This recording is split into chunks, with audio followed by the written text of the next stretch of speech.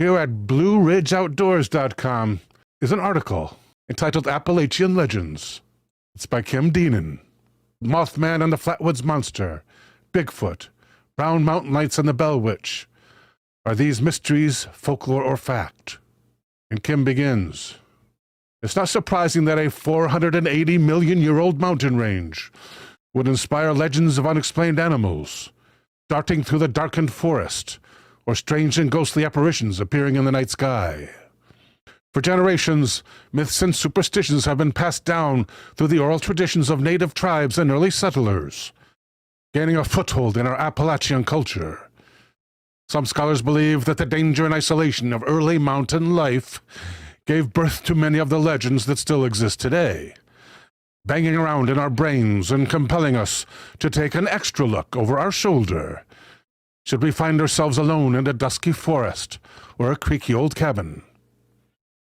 Michael Rivers, lead investigator of the Smoky Mountain Ghost Trackers, and an author who has written extensively about Appalachian folklore, says the Appalachian Mountains are ripe with paranormal activity. Though it's hard to say why stories of unexplained phenomena pop up in these mountains, Rivers says that fear can easily get the best of you. Quote, your psyche has a tendency to get away from you, says Rivers, if you hear things that go bump in the night. And you swear you don't have a pipe rattling or anything like that. You think it's a spirit, he says, or you happen to catch something out of the corner of your eye. And you swear it's a ghost. It's not that you're crazy. Whether our collective imaginations are running wild or we are really sensing something otherworldly, stories of ghosts, UFOs, and terrifying man-sized animals, as well as other hair-raising tales, abound in these Blue Ridge Mountains. We take a look at 6 of the most popular legends in our region. Dive deeper at your own risk. And the first being Bigfoot. Imagine you're deep in the woods when you spot a sudden movement through the trees. The animal, or whatever it is large and covered in dark fur. Is it a bear? You stand frozen in place, eyes locked to that shadowy spot in the woods, waiting for the animal to make its move. Your heart pounds in your chest and you realize jarringly that the sounds of the forest have fled. On the ground there's an imprint, like a human foot but much larger, nearly 2 foot long and 8 inches wide. Suddenly you're certain of what you saw, and it definitely was not a black bear. Known around the world as Sasquatch or Yeti, and locally known as woodbugger or boojum, Bigfoot is an ape-like creature that conceals itself in the deep dark forest, leaving behind footprints so large they could not belong to any man. The tale of Bigfoot has been traced back to the European wild man, a mythical figure that had hair all over his body and lived like a beast. The wild man can be found in literature as early as the 2nd century BC. Stories of Bigfoot also abound in Native American oral tradition, and the unexplained ape has been studied by scientists and scrutinized on the internet. Jane Goodall has even weighed in on Bigfoot's existence, telling reporters that she wants to believe that Bigfoot is real. There's no doubt about Bigfoot's existence in the eyes of Phil Smith. Smith of Gate City, Virginia. He is co-founder of the Blue Ridge Monsters and Legends Facebook group, where members come to share their stories of unexplained encounters with the hairy biped. When Smith was a boy, he says he had his own run-in with Bigfoot. Smith says that one cold November night, he was riding on his bike home after dark when he heard a friend run up behind him. Must have been a pretty fast friend. He was out of breath and anxious, remembers Smith. He said, something's following me. When I move, it moves. When I stop, it stops. Spooked, Smith took a shortcut home through his grandparents' backyard. As he rode past grapevines, he heard something moving through the brush behind him, and he turned to look. I had to, he says, and there beside the grapevines was a 7-foot creature. Quote, it was leaning forward, making a hump where its neck and back join, says Smith. The The moonlight was shining through its hair. It didn't make a sound. Needless to say, I made a hasty departure home." End quote. Then we have the Brown Mountain Lights. In the dark skies above Brown Mountain, North Carolina, eerie ghost lights have been spotted in the night sky for over a century. To many eyewitnesses, the lights appear as glowing orbs that hover in the sky above the mountain before suddenly disappearing or soundlessly exploding. The first reported sighting of the Brown Mountain Lights was in 1913 by a fisherman who claimed to see odd red lights dancing above the horizons. Sightings continued. And in 1922, the U.S. Geological Society investigated, determining that the Brown Mountain Lights were really just the headlights of cars or passing trains. But a major flood in 1916 changed that theory. The raging waters washed out roads and bridges and took out power for several weeks. But the Brown Mountain Lights were still spotted in the evening sky.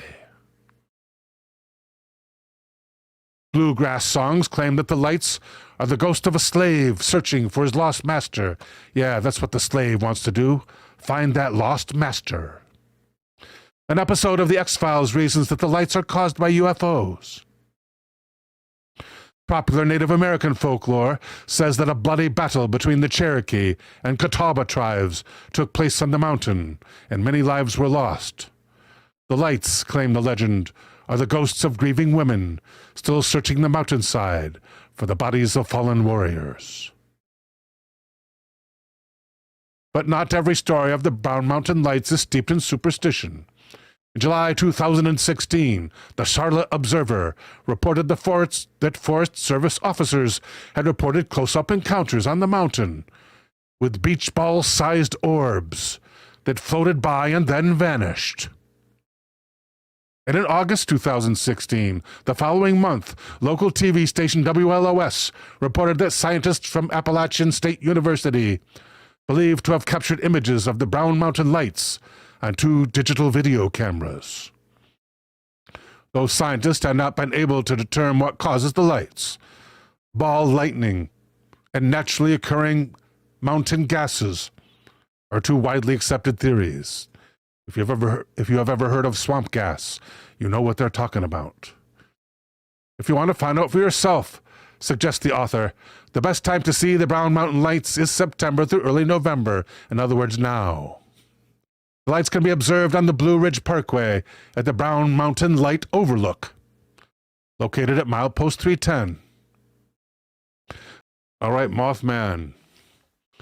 Back in 1966, Point Pleasant, West Virginia, located at the confluence of the Ohio and Kanawha rivers, was a sleepy town of a couple thousand people, but it was rocked by an unidentifiable visitor on November 12, 1966, when grave diggers at a cemetery in Clendenin, West Virginia, about 80 miles from Point Pleasant, claimed to see a man with wings lift off from a tree and fly over their heads. 3 days later, 2 young couples were driving together near an abandoned World War II TNT plant, about 5 miles north of Point Pleasant, when they saw a large flying man with 10-foot wings and eyes that glowed red. They tried to flee the unidentified animal, speeding down the road at a reported 100 miles per hour, but the creature followed them back to Point Pleasant and the city limits. They were so spooked by their experience, they went directly to the police. Newspapers dubbed the creature Mothman. The national press picked up this story, and Mothman became a sensation. Over the following week, there were at least 8 more reported sightings in and around Point Pleasant of a man-like bird with large wings. One such account came from volunteer firefighters, Captain Paul Yoder and Benjamin Enochs. According to the Gettysburg Times, Yoder and Enochs claimed to have seen a very large bird with large red eyes. Others refuted the sightings, believing the residents of Point Pleasant were actually seeing a sandhill crane that had wandered from its normal migration route. There were hundreds of eyewitnesses, says Jeff Wamsley, owner of Point Pleasant's Mothman Museum. Born and raised in town, Walmsley was only 5 years old when the Mothman showed up and began to terrorize his neighbors. Over the following year, the oddities continued. Reports of UFOs and suspicious men in black began streaming in to the Point Pleasant authorities, and the Mothman sightings continued. Then, 10 days before Christmas, in 1967, struck tragedy. While the silver bridge that connected Point Pleasant to Gallipolis, Ohio, was teeming with rush hour traffic, the bridge collapsed, killing 46. Reportedly, some claimed to have seen the Mothman at the bridge shortly before its collapse and believed its presence was a harbinger of doom. Walmsley says the fact that the UFO sightings, the presence of the men in black, and the Silver Bridge disaster all happened during the Mothman sightings intrigues some people. It's a fascinating turn of events for a small town like Point Pleasant. For his part, Walmsley does believe that the people of Point Pleasant encountered something out of the ordinary. Quote, "I just don't believe that many people could have made up the same story," says Walmsley. But what it is that they saw, I don't believe will ever be solved. Here we have the Moon-Eyed people. According to Cherokee legend, long ago, before the Cherokee moved into the Smokies, there was a race of small, bearded white men who lived in the mountains. According to author Julia Montgomery Street, whose tale of this mysterious race is displayed in the Cherokee County Historical Museum, the men possessed all the land from the Little Tennessee River to Kentucky, with a line of fortification from one end of their domain to the other. These men, who lived in round log cabins, had large blue eyes and fair white skin, and were sun-blind during the day, emerging from their homes only at night to hunt, fish, or wage war, or to build their fortifications. Because they could see only in the dark, the Cherokee called them the Moon-Eyed people. Some believe they were descendants of a small group of Welshmen who came to America long before the Spanish and settled in the Smoky Mountains around the year 1170 A.D. As the legend goes, the Moon-Eyed people eventually abandoned their home or were driven from it and traveled west, never to be seen again. Wanda Stalcup is the director of the Cherokee County Historical Museum in Murphy, North Carolina. The museum is home to a statue that was found at the confluence of the Valley and Hiwassee Rivers in the early 1800s. The soapstone statue is 37 inches tall and weighs in at 300 pounds. Many believe it is a depiction of the Moon-Eyed people. About this statue, says Stalcup, everyone has their own opinion. The statue depicts twins, but they're short like the Moon-Eyed people, with little round flat faces. Some believe that the statue represents the two rivers, and others believe it is a man and a woman. Stalcup says when the archaeologists came and looked at the statue, they said they'd never seen anything they could compare it to. One reason is because they're standing, not sitting or kneeling. I don't think they were knitting. They think it might even be pre-Cherokee. End quote. Whether a small, blue-eyed race of sun-blind white men once inhabited the Blue Ridge long before the Europeans are known to have discovered America remains unknown. But the legend continues. Then we come to the Bell Witch. John and Lucy Bell were farmers who settled in Adams, Tennessee, around 1803. They lived peacefully on their land until 1817, when the family began experiencing odd and unexplainable occurrences in their home. They began hearing noises such as scratching, knocks on the walls, chains being dragged across the floor, says Pat Fitzhugh, an author and historian who has written 2 books about the events that occurred on the Bell farm. Over time, the noises became more intense and more frequent. Then the Bell's 2 daughters began complaining of something trying to pull at their bed covers and pinch them while they slept.